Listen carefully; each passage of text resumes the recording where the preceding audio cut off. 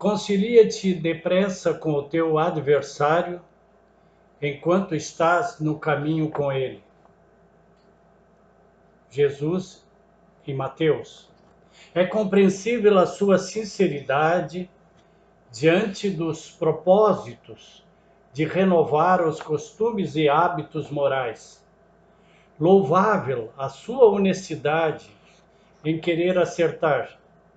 Surpreendente o seu esforço pela vigilância dos hábitos menos sadios. Sua intenção é o tesouro mais precioso para sua própria melhoria.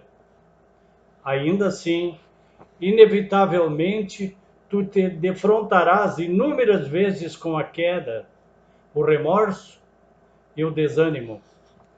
Temos milênios de trevas contra nossos mais sinceros anseios de luz.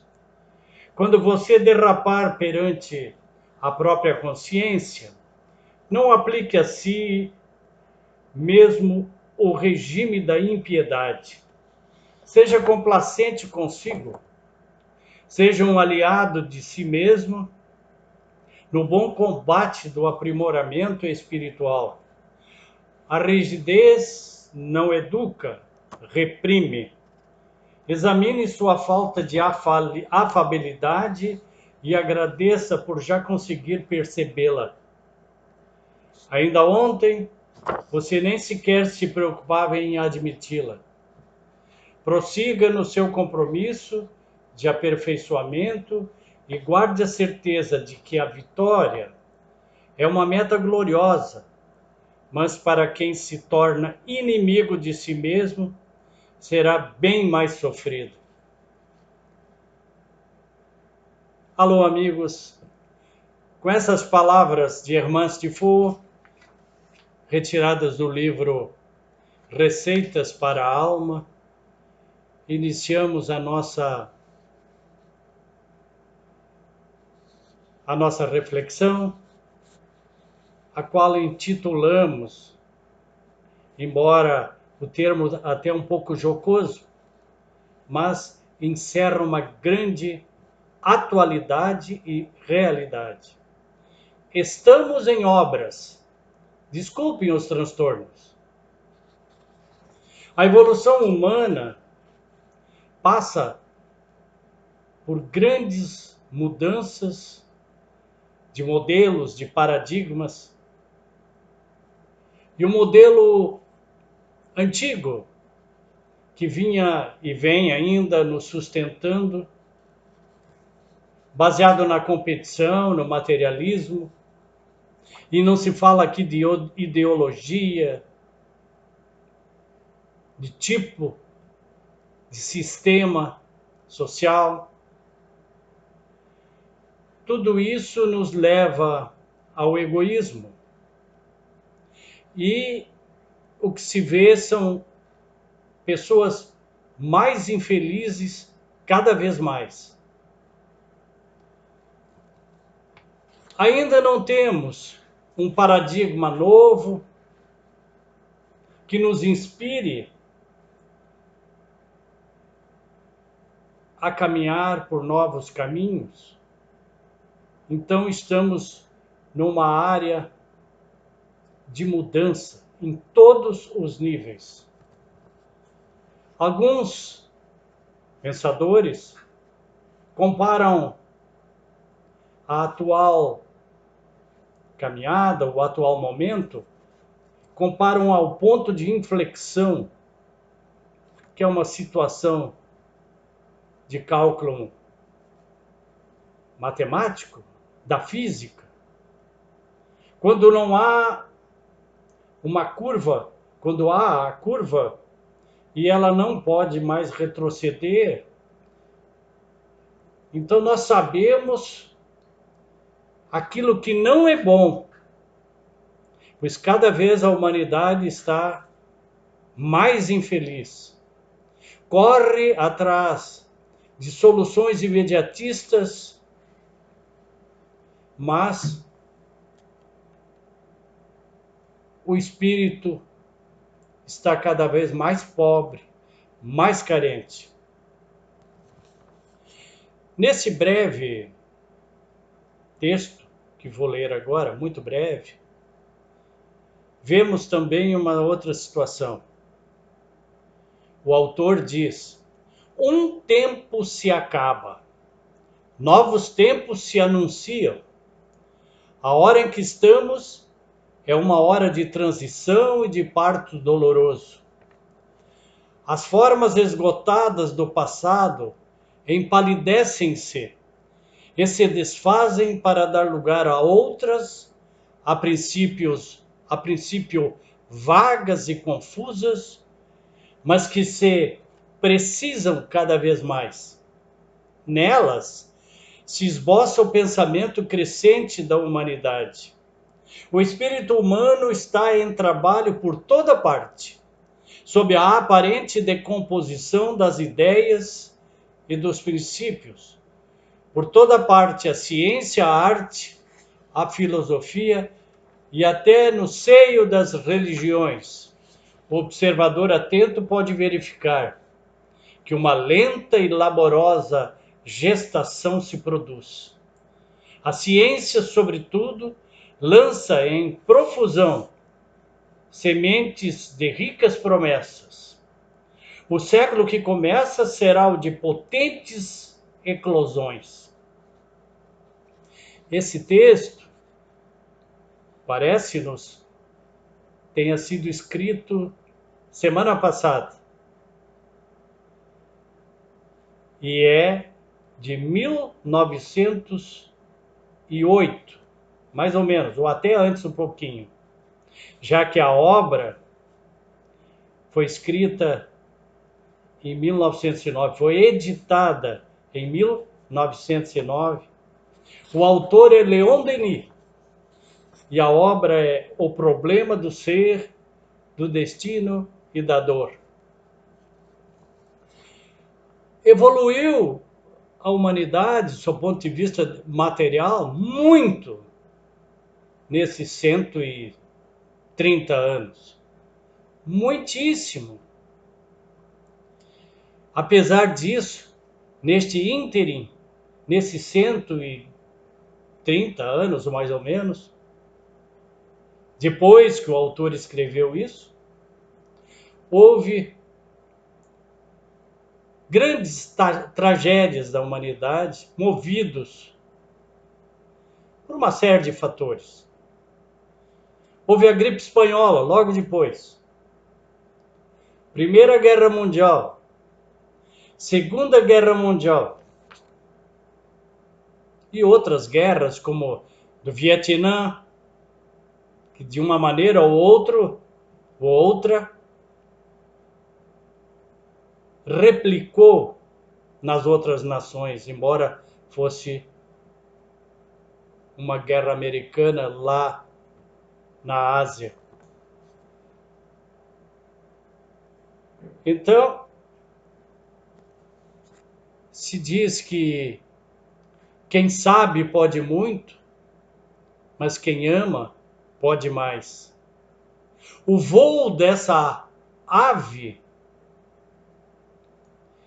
está sendo desparelho, porque está inclinada, dotada de ambas as asas. Esta ave está com uma das asas muito curta, muito pequena, que é a asa do sentimento.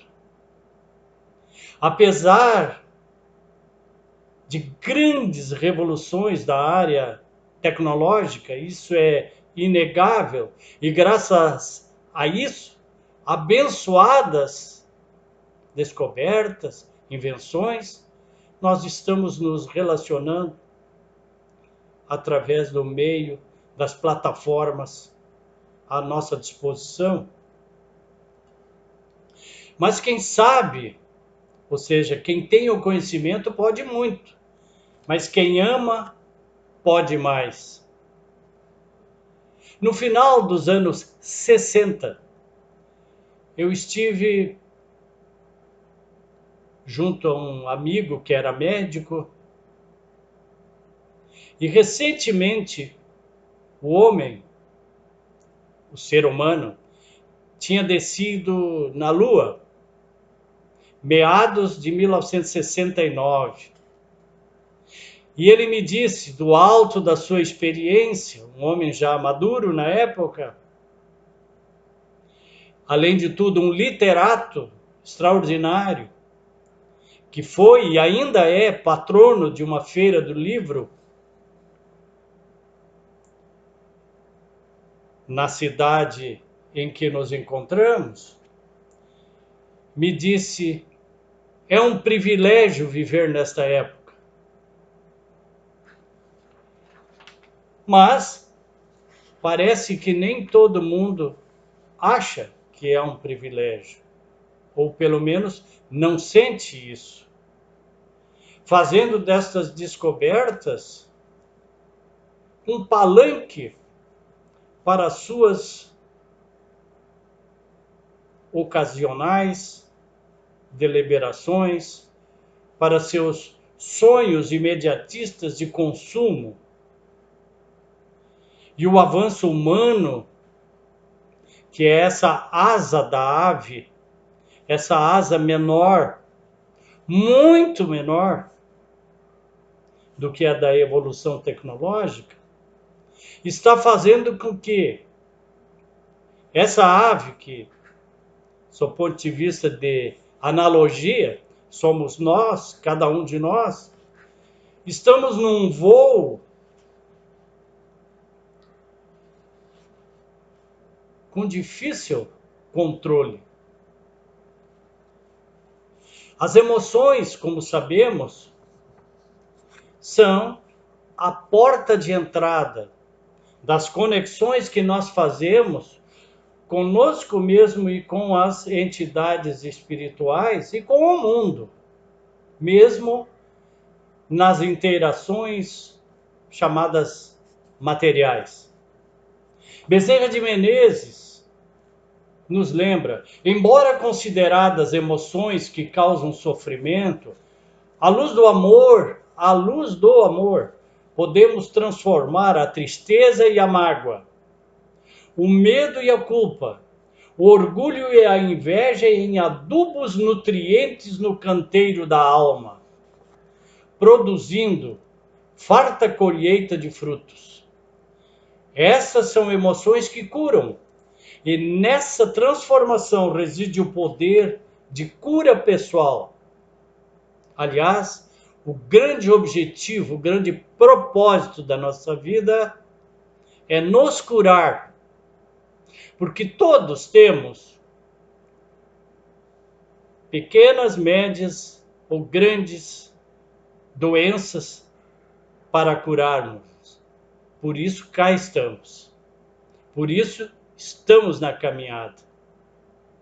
E para isso recebemos do mundo, da vida e do Pai, do nosso Criador, todas as condições mínimas, e o resto a gente faz, para deflagrar um processo de crescimento que possamos, quando retornarmos à pátria espiritual, termos a certeza, a convicção interior de que melhoramos e não nos endividamos ainda mais. Diz Bezerra de Menezes, a tristeza, e aí vem a nossa pandemia atual, é um convite para o melhor ajustamento à realidade. A mágoa é uma dor que nos sacode para que descubramos velhas ilusões no campo mental. William Shakespeare dizia: alimentar mágoa é beber o veneno esperando que o outro morra. A mágoa é tida como uma colesterol da alma, como dizem alguns autores espirituais. A mágoa nos destrói, nos tira do eixo, que é a nossa caminhada, o nosso principal objetivo de crescimento.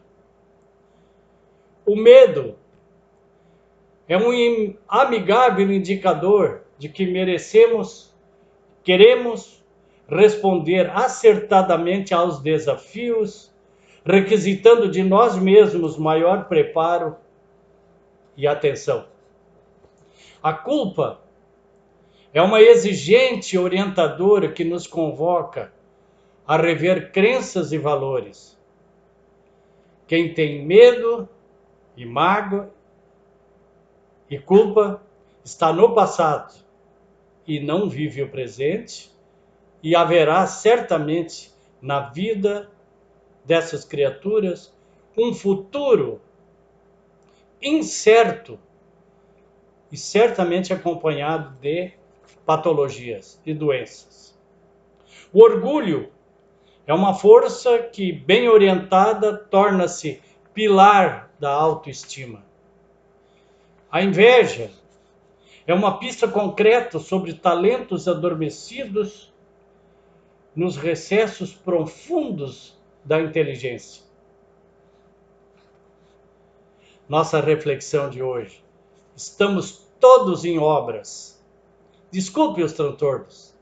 Lembra aquelas placas que a gente encontra por aí no trânsito ou nas andanças pelas vias públicas ou em alguma visita a algum prédio? Estamos em obras. Há um livro de Robert Fisher chamado O Cavaleiro Preso na Armadura, que é uma fábula, na verdade. Quem se interessar, está em áudio no YouTube. São 7 capítulos. Como sabe, a fábula é um estilo literário, é um gênero literário que fala em forma de historiazinhas, algo profundamente marcante e que justamente por ser colocado em histórias atinge-nos de uma maneira muito benéfica e muito profunda. O cavaleiro preso na armadura narra a dificuldade que muitas vezes temos em nos mostrar exatamente como somos, em baixar nossas armas e revelar nosso rosto. O homem desta fábula acaba, sem querer, se distanciando das pessoas que ama, esposa e filho, e perdendo sua identidade. No mundo moderno, no mundo da ave que voa inclinada porque uma das asas é reduzida e não consegue alçar um voo equilibrado, a pergunta se impõe: quem somos nós atrás da armadura? Enfrentar as nossas dificuldades de frente. Os atalhos exigem mais tempo de trabalho e não funcionam, porque quase sempre, tentando atalhar, fazer um caminho mais curto na nossa evolução, nós nos complicamos mais, temos que voltar ao ponto de partida e retornar àquilo que seria o caminho original. No ramo dos vícios, na questão dos vícios, isso é muito comum. Cada recaída que temos, precisamos retornar ao nosso aconchego pessoal, refazer os planos e de novo enfrentar a si mesmo nos verdadeiros caminhos que a vida nos oferece.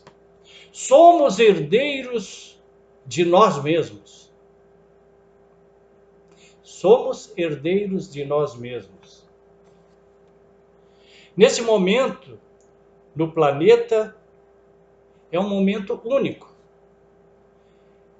É como uma aeronave que está em pleno voo, já voo de cruzeiro, e o comandante fala para os passageiros e tripulação que há uma pequena avaria,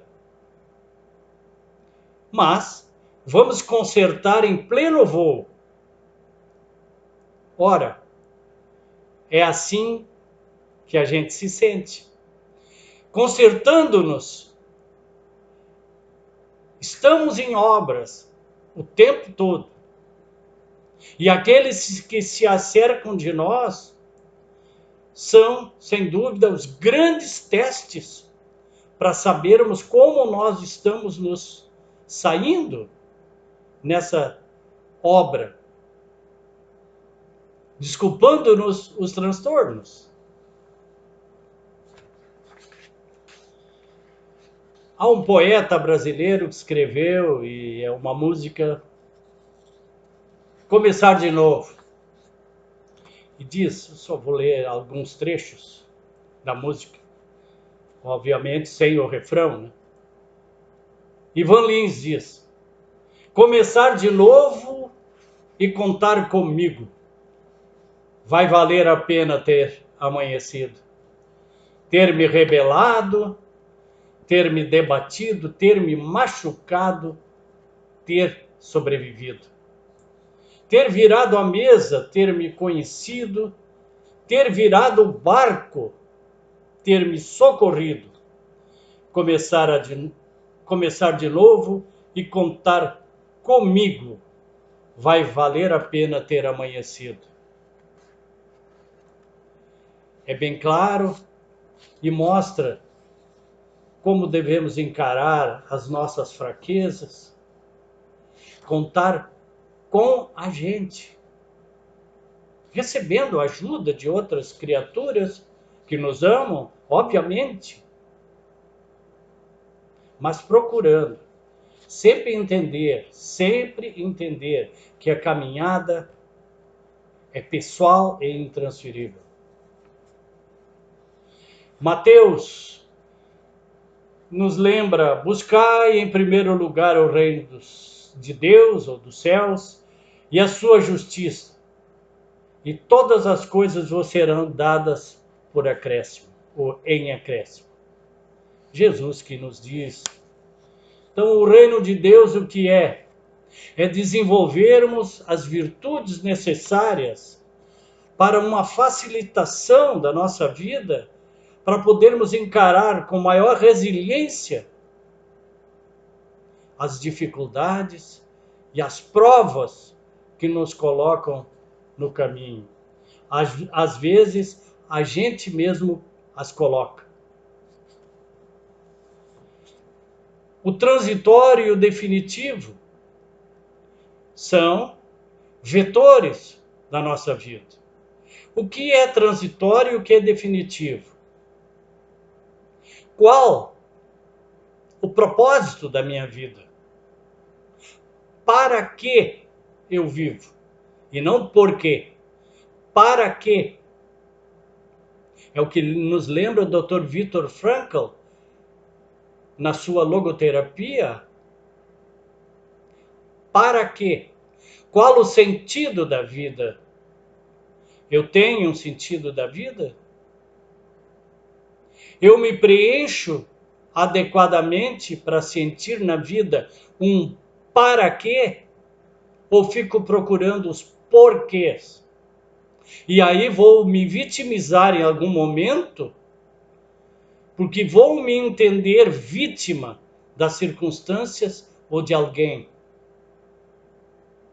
Que os bens materiais não sejam obstáculos à nossa paz, e usar os bens materiais, que são empréstimos, e não sermos escravos deles.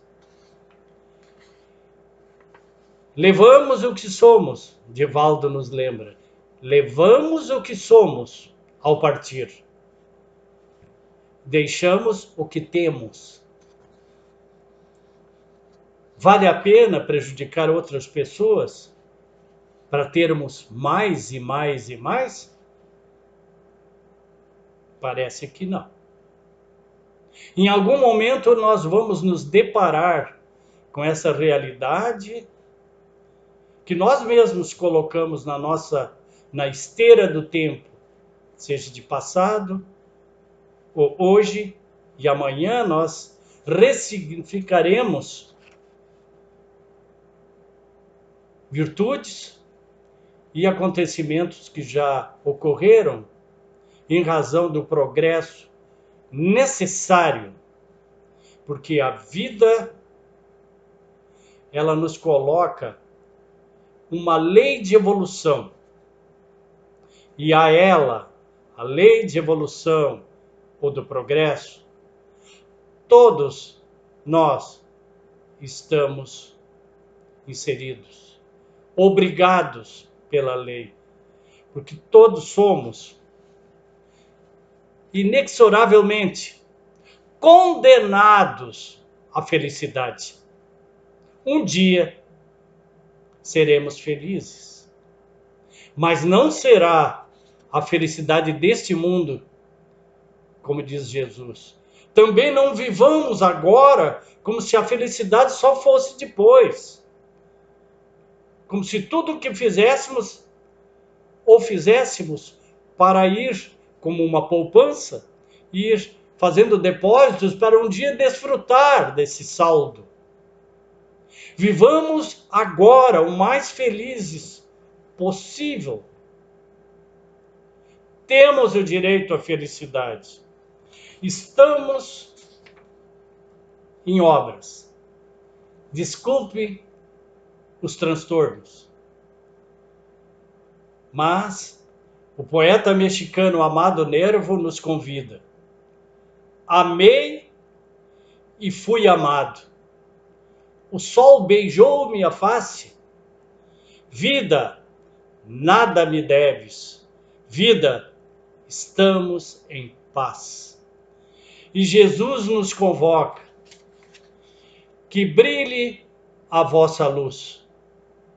Luz e paz em todos os corações. Desculpe os transtornos, né? Pois que estamos todos em obras. Luz e paz em todos os corações. Namastê.